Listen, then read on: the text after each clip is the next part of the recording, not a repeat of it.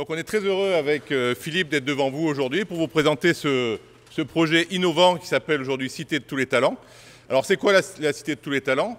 C'est un dispositif aujourd'hui dont nous sommes les deux coprésidents qui permet de répondre à un besoin spécifique de jeunes entre 10 et 20 ans qui sont sur des projets, ce qu'on appelle des doubles projets. Donc un double projet, c'est des jeunes qui sont sur un parcours académique, évidemment, mais aussi sur un projet parallèle d'exception. Bien souvent, on pense aux sportifs qui sont sur des projets de jouer au plus haut niveau. Mais le caractère un petit peu innovant de notre dispositif, c'est qu'il est multidisciplinaire. On a décidé d'œuvrer non pas pour un club, non pas pour un établissement, mais pour un territoire. Et donc, on se retrouve dans un dispositif où on a tous les jeunes qui sont sur des parcours parallèles d'exception, qu'ils soient rugbymen, footballeurs, judokas, musiciens, artistes.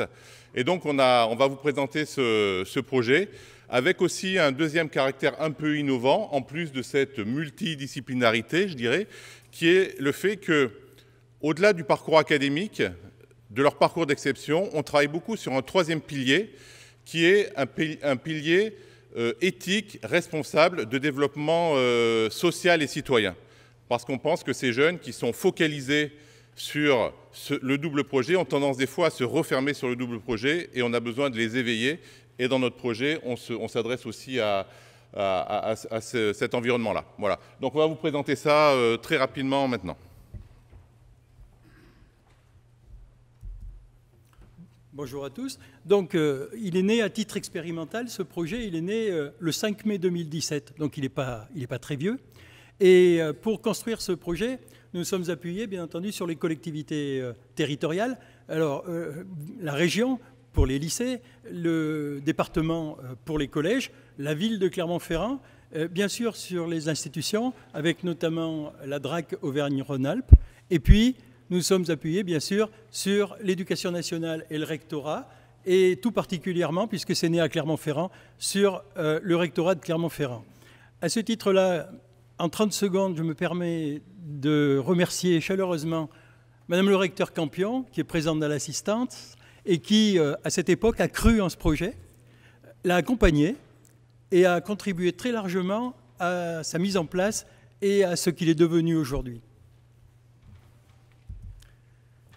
Il a été construit, ce projet, pour l'élève, autour de l'élève et autour du rythme de vie de l'élève.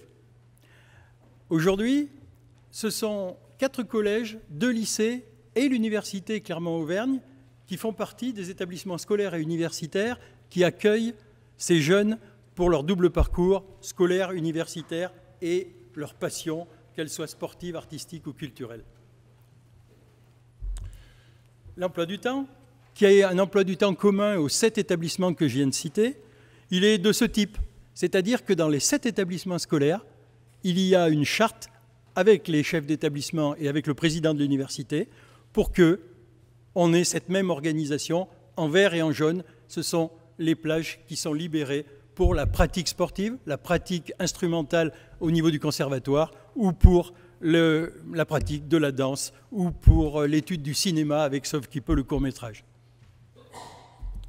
Donc le deuxième pilier, en plus de ce pilier des établissements scolaires et universitaires, ce sont forcément les partenaires, donc les structures qui mettent à disposition les jeunes dans le cadre du dispositif. Donc forcément, il y a des clubs sportifs, mais il n'y a pas que des clubs sportifs, il y a aussi le conservatoire, il y a l'association Sauf qui peut, le court-métrage. Et donc nous avons dans le dispositif 11 partenaires et 15 disciplines représentées.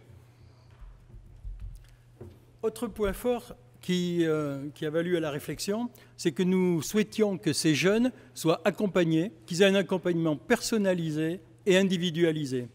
Pour cela, du soutien scolaire a été mis en place, avec en particulier le concours de l'ESP, l'École supérieure du professorat et de l'enseignement, et avec des jeunes, des futurs enseignants qui trouvent là un terrain pour pratiquer la pédagogie, et puis avec des services civiques, c'est-à-dire des jeunes étudiants de toutes les UFR qui viennent, dans le cadre du service civique et dans leur discipline, en Master 1 ou en licence 3, donner des heures d'enseignement, voire de rattrapage, pour ceux qui sont partis sur des stages internationaux, et qui viennent aider les jeunes à réaliser et à réussir leur parcours scolaire.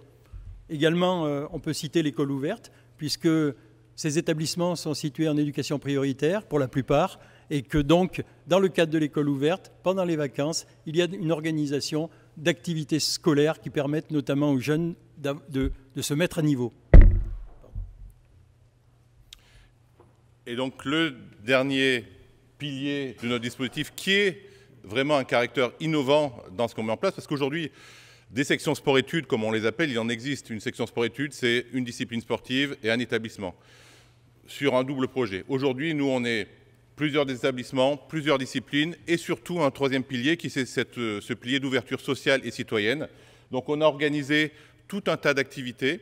Donc quelques exemples, on met à disposition de ces jeunes, pour les jeunes sportifs, des spectacles pour leur faire découvrir l'opéra, des concerts. Mais pour les jeunes qui font déjà de la musique ou de la danse, on les amène dans des stades, voir les jeunes à côté desquels ils sont assis s'exprimer sur un terrain. Donc on organise des conférences autour de la nutrition, de la préparation mentale, des ouvertures autour de la citoyenneté grâce aux différents ordres. On travaille aussi avec le mémorial de la Shoah. De la découverte d'entreprises, on a tout un tas de partenaires d'entreprises qui travaillent avec nous et qui accueillent les jeunes pour leur faire découvrir ce qu'est le monde de l'entreprise. Et puis, ce qui est inhérent au projet, c'est la mixité. Mixité entre les sports, mixité hommes-garçons, puisqu'on a plus de 40% de filles dans le dispositif, ce qui est plutôt intéressant. Et puis mixité sociale aussi, puisqu'on retrouve au sein de ce dispositif des urbains, des jeunes du centre de Clermont-Ferrand, des gens qui viennent du monde rural dans le dispositif, mais aussi des jeunes qui viennent de partout en France. Et ça, c'est un vrai plus du projet.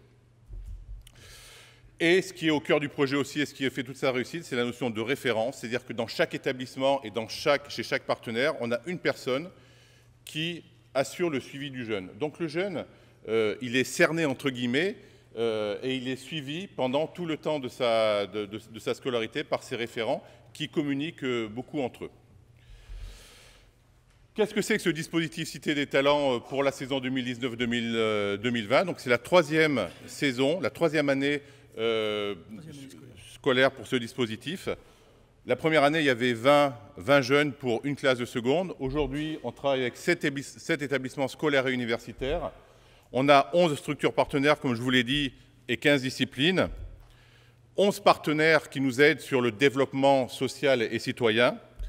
460 élèves à partir de la 6e jusqu'à l'enseignement supérieur, puisque cette année, on ouvre une section au niveau de l'UFR STAPS, donc répartis comme suit.